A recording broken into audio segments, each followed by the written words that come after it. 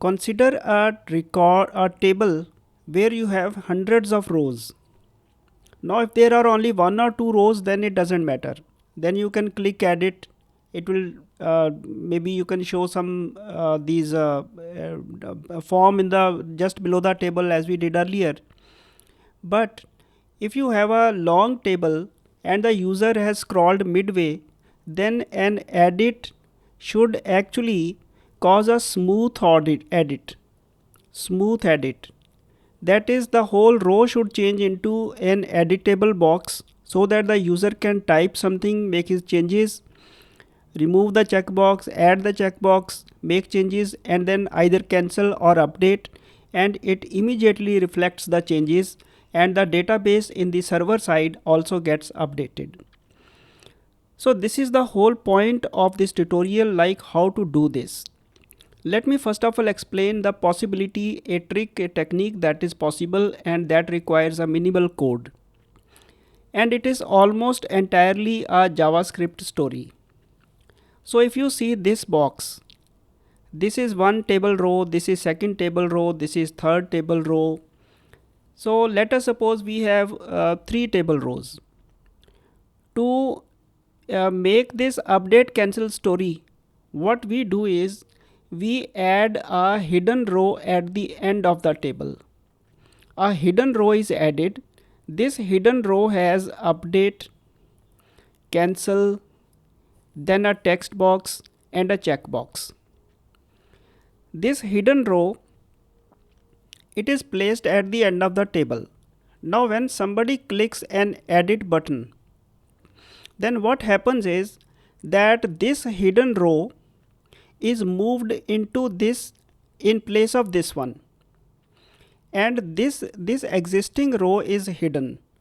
So this whole box, it moves into this place, and the existing data is copied into this and is copied into this, and a form is written around the entire table. Now when the user clicks this update button, when the user clicks this cancel button, then the reverse occurs. Then what is done is that the data in these boxes, it is copied back into the tr, and these boxes are hidden away and that tr is shown. But if the user clicks this update, then an AJAX post is done to a server side handler. Because a form is around the whole table, this input and this checkbox, they will be easily posted to the server side, and there an update etc. can be done. So this is the whole scheme of this, and let me show you now a practical project that I have created so that you can have a look at the whole thing in operation. Let me close all these because these were already open. Now we will first of all see what so let us see how it works, how it will operate. I have run the project. There is an edit link, and these are some of the records. Click on this edit. It immediately changes into update and cancel. Click cancel, it goes away. Click edit, make your changes, and click update, and the changes, they are immediately reflected here. In this project, what I have done is most of the story is taking place on the JavaScript side, and I have not actually added the code for database updation. That you can do on your own level, but let us see how this story actually functions.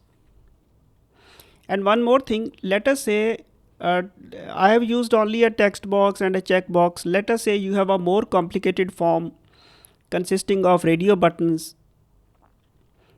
and drop downs even. That whole you can extend on the basis of the scheme that I am showing here.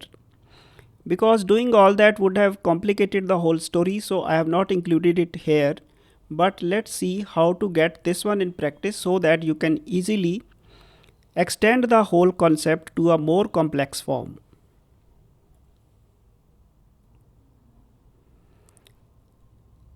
So we have created a Visual Studio project, and let us start with the index.cs HTML file where the whole story takes place. I'll slowly explain all the parts of this page. This is the page directive, this is the backing class, these are the tag helpers, and there is a form that is written around the entire table. This form is written around the entire table, and look here, this is the caption, this is the first row, name is verified or is certified. Then I can scroll it and you can see that this is the second record, and there is an anchor of a class edit href javascript edit. So when this is clicked, some javascript story will make the replacements, place update or cancel in place of this one. Let us move further down. Another record is also shown, and after all that you can see that there is a tr at the end of the table. This is hidden, its id is boxes,